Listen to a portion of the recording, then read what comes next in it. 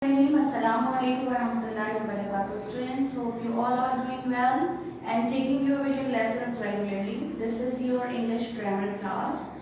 Students, today I am going to start a new lesson. Infinitives, lesson number 3, infinitives, participles and gerunds. Okay, this chapter is very important because there are you will learn all the topic in this chapter are new for you.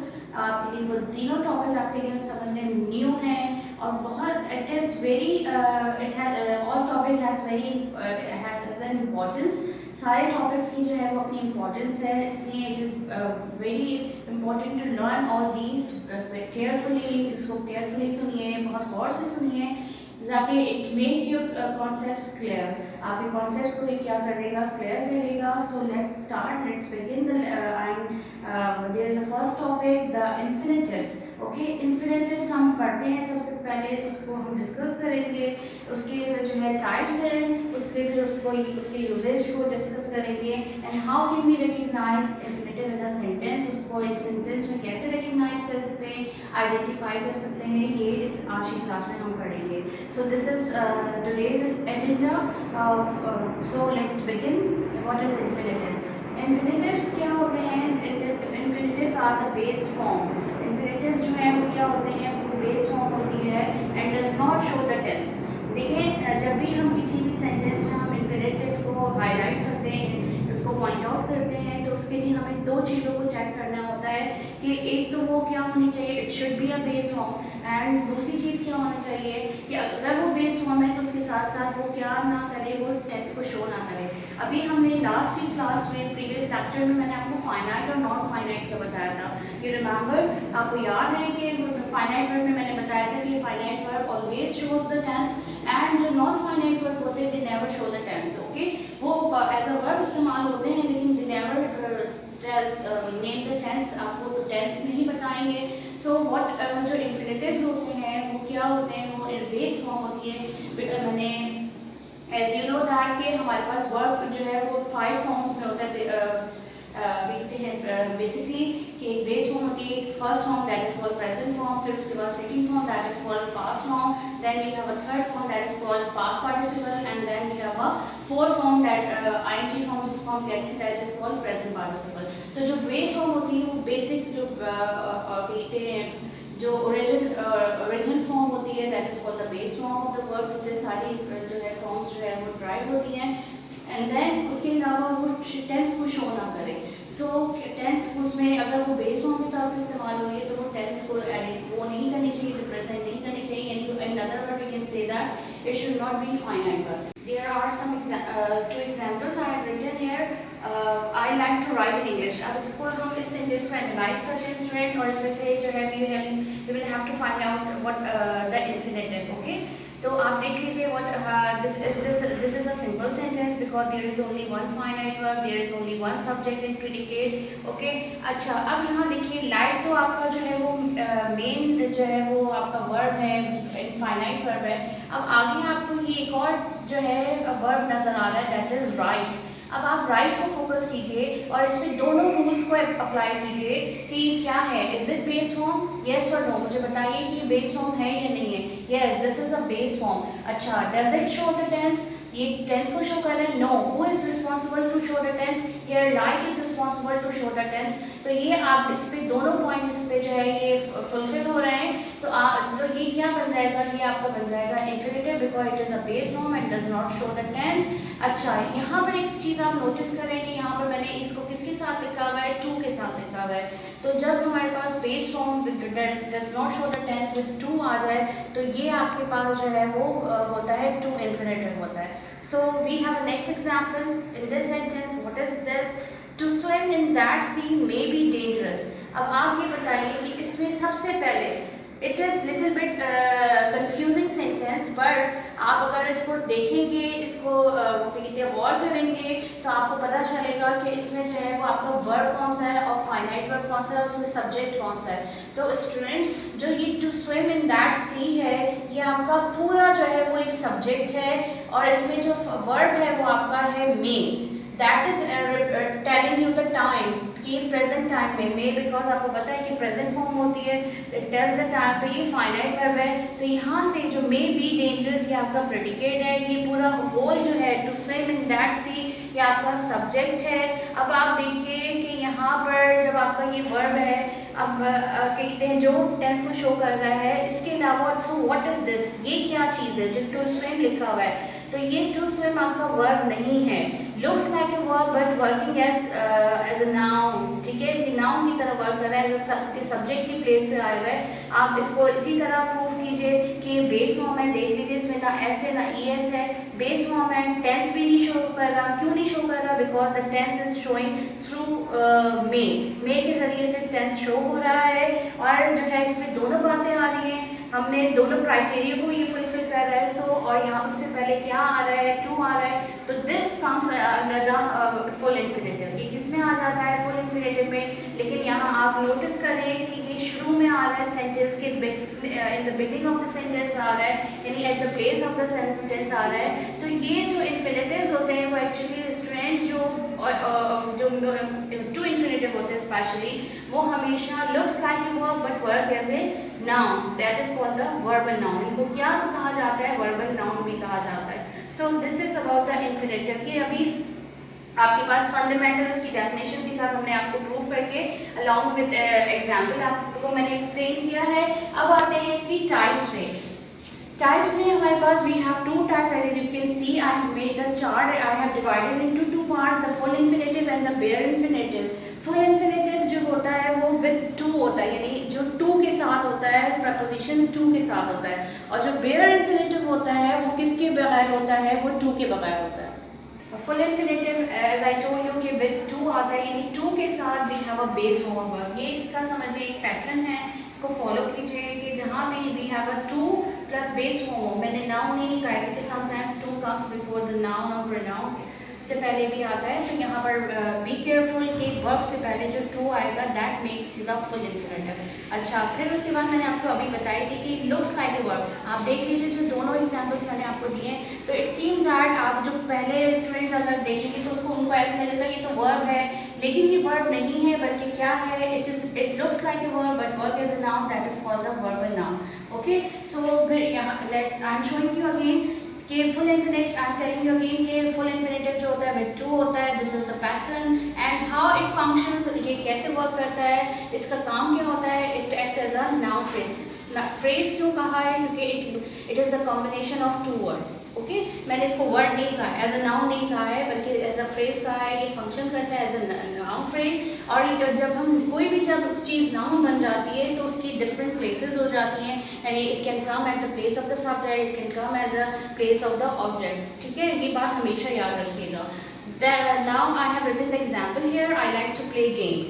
अब आप देख लीजिए कि what is I, मैं दोबारा इसलिए sentence को बता रही हूँ, I is the subject, I like to play games is a predicate, और इसमें वर्ब क्या है, that show the tense, like आपका प्रेजेंट कर रहा है टेंस को। So what is play, play क्या होगा, ये बेस फॉर्म है, it does not show the tense because tense को like शो कर रहा है, and comes with to, along with to, तो ये क्या बन गया, infinitive है, not only infinitive, it becomes full infinitive because it comes with two preposition. So this is to infinitive. Understand? Now come to bare infinitive. Okay, what is bare infinitive? I am going to explain you now. Okay, bare infinitive, bare means होता है empty, uncovered. मतलब bare means जो है वो bare comes in different meanings. तो यहाँ पर bare का मतलब है without. ओके, किसी की चीज़ के बगैर। तो यहाँ पर ये बिकॉज ये जो है वो टू के बगैर आता है, जैसे फुल इन्फिनेटिव टू के साथ आता है, होता तो ये बेस फॉर्म में है, it also does not show the tense, लेकिन ये विदाउट टू आता है। और यूजली जो है वो कहते हैं वो किसके बाद होता है, use after the will, shall, can, could, यानी can, could, may, might, should, यानी ऑल ऑक्सिलरी वर्ब। और कुछ वर्ब्स हैं यहाँ पर, कुछ परसेप्शनल वर्ब्स हैं, कुछ जो और कुछ सेंस वगैरह के वर्ड्स हैं, जो वर्ब्स हैं जो के बाद जो है वो कभी भी बेयर वो फुल इन्फिनेटिव नहीं आता, हमेशा कौन सा इन्फिनेटिव आता है, फुल इन्फिनेटिव आता है। बिट, मेक, सी, या थोड़ा सा you will have to remind, आपको ये याद करनी पड़ेगी ये वाले वर्ड जो वर्ब्स हैं स्पेशली, क्योंकि वर्ब तो आपको याद करना आसान है, will, shall, can, could, may, might, all of modern auxiliary and will and shall and do और डस के बाद और डिड के बाद भी आता है। And bid make see let dare, इनके बाद जो है वो हमेशा जो है वो क्या होता है, हमारे पास बेयर इन्फिनेटिव आता है। तो I have written an example here कि दे विल फॉलो रूल्स। क्या है इसमें आप देख लीजिए, दे इज अ सब्जेक्ट। मैं एनालाइज करना साथ साथ आपको इसलिए बता रही हूँ, रिपीटेडली मैं आपको ये चीज़ सिखा रही हूँ ताकि आपको ये चीज़ आ जाए कि कौन सा सेंटेंस है, ये सिंपल सेंटेंस है because it has only one finite verb and there is only one subject. What is the subject? They है। विल फॉलो रूल्स जो है आपका प्रेडिकेट है। इसमें जो विल है वो आपका एज अ वर्ब यूज़ हो रहा है और फॉलो भी एज अ वर्ब यूज़ हो रहा है, लेकिन जो है यहाँ पर ये इसको चेक कर लेते हैं कि वेदर इट इज़ इन्फिनेटिव और नॉट। चेक कर लीजिए फॉलो, आपको पता है विल और शेल के बाद हमेशा जो है वो बेस फॉर्म आती है, तो it is a base form. And does it show the tense? Follow क्या टेंस को शो कर रहे हैं? No, it does not show the tense. तो ये दोनों चीज़ें इसका क्राइटेरिया को फुलफिल कर रही हैं, तो ये क्या हो जाएगा आपका इन्फिनेटिव हो जाएगा। अच्छा, ये इन्फिनेटिव कौन सा है? वेदर इट इज़ बेयर और फुल, तो क्योंकि इसके उससे पहले टू नहीं आ रहा है, अगर टू आ रहा होता तो ये फुल इन्फिनेटिव में हम कैटेगराइज करते, लेकिन यहाँ टू नहीं आ रहा है, विदाउट टू आ रहा है, तो इसको क्या कहेंगे? Bare infinitive. And one thing that you will have to keep remember कि जो बेयर इन्फिनेटिव होते हैं, एज आई टोल्ड यू कि फुल इन्फिनेटिव जो है वो नाउन फ्रेज के तौर पर काम करते हैं, लेकिन जो बेयर इन्फिनेटिव होते हैं वो यूजुअली जो है वो एज अ वर्ब इस्तेमाल होते हैं।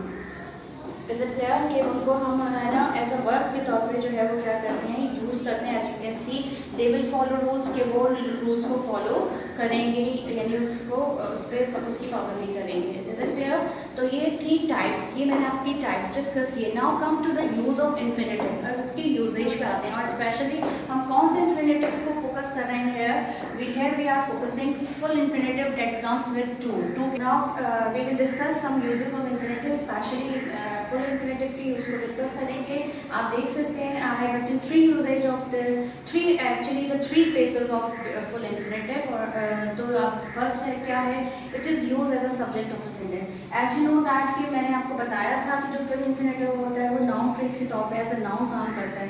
और जो चीज़ हमेशा याद रखें कि दिस थिंग रिमेंबर कि आप हमेशा याद रखें कि ना जब भी कोई चीज़ नाउन होती है तो उसकी हम तीन पोजीशन तो फिक्स्ड होती है। एक तो subject of a sentence, object of a verb और कॉम्प्लीमेंट ऑफ अ वर्ब।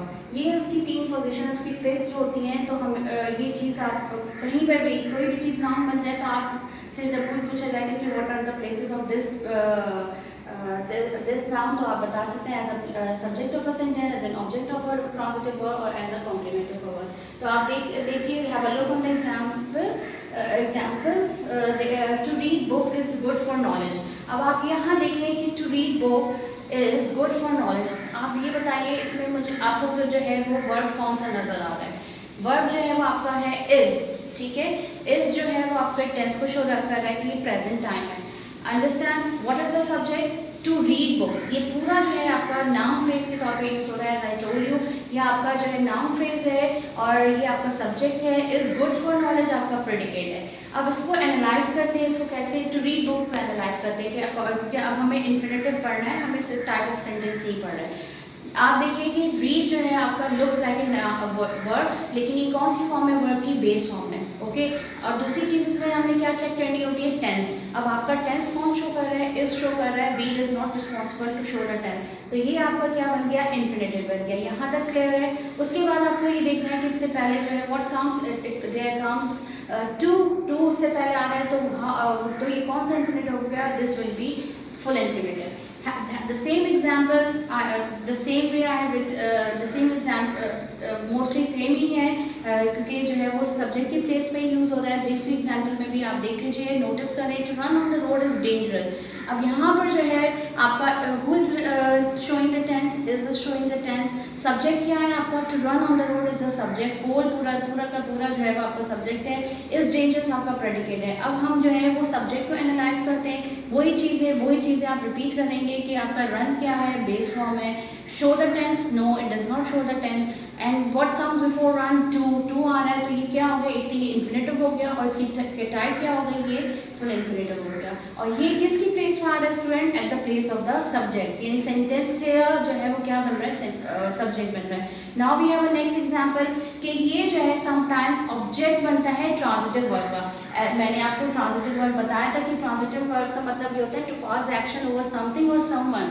जहाँ पर हमें व्हाट और whom का आंसर मिले, तो वो जो ऐसे वर्ब जो व्हाट और whom का आंसर हमें दें, डिलीवर करें, तो वो कौन से ऑब्जेक्ट्स होते हैं? वो होते हैं ट्रांजिटिव वर्ब के ऑब्जेक्ट्स होते हैं। As you can see on the board, मैंने फर्स्ट एग्जाम्पल लिखी है, she refuse to answer the asked question. ठीक है, तो आप देख लीजिए, she is the subject, refuse to answer the asked question, ये पूरा आपका प्रेडिकेट है ये, और यहाँ पर फाइनाइट वर्ब क्या है? रिफ्यूज्ड है। अच्छा, अब रिफ्यूज्ड व्हाट, आप देख लीजिए, रिफ्यूज व्हाट, क्या मैंने रिफ्यूज किया है? To answer the asked question, तो ये ऑब्जेक्ट बन रहा है, क्योंकि ऑब्जेक्ट आपका हमेशा जो है आफ्टर द वर्ब आता है, तो ये आपका ऑब्जेक्ट बन रहा है। दूसरी चीज़ इसमें आप ये नोटिस करें कि इन्फिनेटिव भी बन रहा है, कि बेस फॉर्म है, टेंस को शो नहीं कर रहा, और इसके साथ टू आ रहा है, तो ये कौन सा इन्फिनेटिव हो गया? Full infinitive. लेकिन इसकी प्लेस कहाँ है? Eight the place of the object. लेकिन ये किसका ट्रांजिटिव वर्ब बन रहा है? ऑब्जेक्ट, सॉरी, किसका ऑब्जेक्ट बन रहा है? ये ट्रांजिटिव वर्ब का। Make sure this thing. Then we have a next example, I promise to collect money from the bank. ठीक है, I is a subject, promise to collect money from the bank is a predicate on the whole. Who is responsible to show the tense? Promise is finite verb here. अच्छा, what is to collect? To collect क्या है आपका? Because I promise what? मैंने क्या promise किया है? कि मैंने ये promise किया है कि मैं money collect कर लूँगी from the bank. तो ये मेरा क्या बन गया? It gives the answer of what? ये मेरा डायरेक्ट ऑब्जेक्ट बन गया। और लेकिन किस फॉर्म में ये ऑब्जेक्ट है? ये इन्फिनेटिव के फॉर्म में। इन्फिनेटिव है भी या नहीं? Because it is a base form and it does not show the tense and comes with along with to, तो ये क्या हो जाएगा? हमारा फुल इन्फिनेटिव हो जाएगा। लेकिन किसकी प्लेस पे आ रहा है? Object of a transitive verb. Is it clear? Now we have a complement of a verb. Complement of a verb मैं एक्सप्लेन कर रही हूँ। अच्छा, यहाँ पर लिखा हुआ है it is use as a complement of a verb. Girls, आपने जो है वो स्टेट ऑफ लिंकिंग वर्ब वाले सेंटेंसेस देखेंगे, जिसमें कहते हैं, हम कहते हैं this is a verb, I am busy, it is far away. तो यहाँ पर जो ये सेंटेंसेस होते हैं, अगर मैं इनको सिर्फ ये बोल दूँ it is, this is, I am, तो ये सेंटेंस कंप्लीट नहीं हो रहा है। तो जो हमारे कॉम्प्लीमेंट ऑफ वर्ब, हमें उसको चीज़ों को कहते हैं जो हमारे वर्ब को जो है वो क्या करते हैं? It completes the idea, it completes the idea, because without it we would not understand what is said, क्या कहा जा रहा है। अगर मैं यहाँ पर यूँ कर दूँ हिज डिज़ायर इज, तो is it the complete sentence? या ये कंप्लीट सेंटेंस को, कंप्लीट आइडिया को शो कर रहा है? नहीं कर रहा। और यहाँ पर आप ये नोटिस करें कि जो इज है ये as a linking verb use हो रहा है, एज अ ऑक्सिलरी वर्ब नहीं यूज हो रहा है, लिंकिंग वर्ब के तौर पर यूज हो रहा है, कि अब वो सब्जेक्ट और आने वाली चीज़ को जो है वो क्या कर रहा है? लिंक कर रहा है। तो यहाँ पर जो है वो आप उसके बाद भी हमारे पास जो है जो अगर वो आता है, तो उसके बाद भी जो है वो हम वी कैन यूज इन्फिनेटिव, यानी फुल इन्फिनेटिव यूज कर सकते हैं। देख, his desire is to perform Hajj. ठीक है, अब जो है हिज डिज़ायर जो है आपका सब्जेक्ट है, इस आपका जो है वो लिंकिंग वर्ब है, इज टू परफॉर्म हज आपका पूरा प्रेडिकेट बन रहा है। लेकिन इसके फौरन बाद आप देख लीजिए कि आपके पास फुल इन्फिनेटिव आ रहा है, और ये आपका यहाँ पर ये ऑब्जेक्ट नहीं बन रहा ट्रांजिटिव, क्योंकि ये तो वर्ब, ये ट्रांजिटिव वर्ब हो ही नहीं सकता। मैंने आपको पहले भी बताया था कि state verbs can never be transitive verb. तो ये आपका क्या हो जाएगा? ये आपका लिंकिंग वर्ब है, और ये आपका कॉम्प्लीमेंट ऑफ अ वर्ब बन रहा है। इसी तरह जो आपका बेयर इन्फिनेटिव होता है वो भी कॉम्प्लीमेंट ऑफ अ वर्ब बन सकता है। She saw her speak English, तो यहाँ जो स्पीक है वो बेस फॉर्म है, does not show the tense. Tense कौन शो कर रहा है? सॉ शो कर रहा है। तो व्हाट इज स्पीक, ये भी क्या है? आपका इन्फिनेटिव है। लेकिन ये कौन सा इन्फिनेटिव है? ये बेयर इन्फिनेटिव है। मैंने आपको जैसे बताया था कि बेयर इन्फिनेटिव में कुछ वर्ब्स के साथ जो है के बाद जो है वो हमेशा जो है वो क्या यूज़ करते हैं? बेस फॉर्म यूज़ करते हैं। देख लीजिए, बिड, मेक, सी, तो सी जो है वो उसके बाद हमेशा टू स्पीक कभी भी यूज़ नहीं होगा, टू इन्फिनेटिव कभी भी यूज़ नहीं होगा, हमेशा बेयर इन्फिनेटिव यूज़ होगा।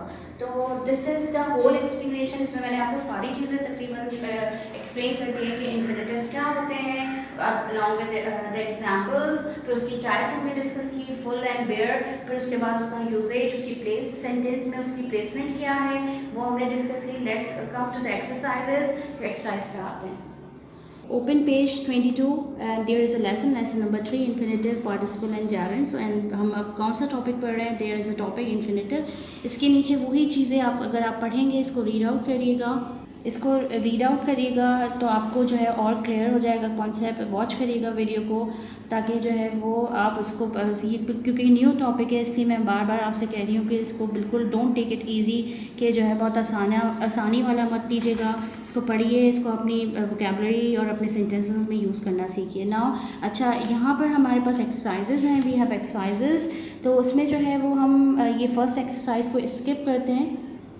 फर्स्ट एक्सरसाइज को हम स्किप इसलिए कर रहे हैं बिकॉज इसको रिप्लेस करना है हमें जेरेंड्स को इन्फिनेटिव्स में। तो जब तक आपको जेरेंड नहीं पता होगा तो आप इन्फिनेटिव्स को रिप्लेस करना आपके लिए थोड़ा मुश्किल होगा। So we will do this exercise later. Now we are switching on to exercise B. Put in a suitable infinitive in each of the following blanks. आपको इन्फिनेटिव फिल करने हैं और आपको कैसे पता चलेगा कि कौन सा बेयर है कौन सा फुल है। तो आप ये बात हमेशा याद रखिए कि अगर आपके पास एक्शन वर्ब पहले से मौजूद है तो वहाँ पर फुल इन्फिनेटिव आएगा, और अगर आपके पास जो है वो हेल्पिंग वर्ब के बाद आ रहा है जैसे मॉडल ऑक्सिलरी के बाद ना विल और शेल के बाद अगर ब्लैंक आ रही है या डू या डस के बाद आ रही है तो उस वक्त आप जो है वो बेयर इन्फिनेटिव यूज़ करेंगे। So let's begin. I would like dash you. तो I would like dash you, I would like, अब इसमें आप कोई भी अपनी ऑफ योर ओन चॉइस आप इसमें ब्लैंक को फिल कर सकते हैं। I would like to meet you, I would like to introduce you. इसी तरह और भी बहुत सारे वर्ब्स हैं जिनके साथ जो आप यहाँ पर फिक्स कर सकते हैं। It is up to you. Next example अगर आप देखेंगे तो आपके पास है you can not dash without your tongue. अब यहाँ पर बताइए कि यहाँ पर इट इज़ क्या, कौन सा इन्फिनेटिव हम यूज़ करेंगे।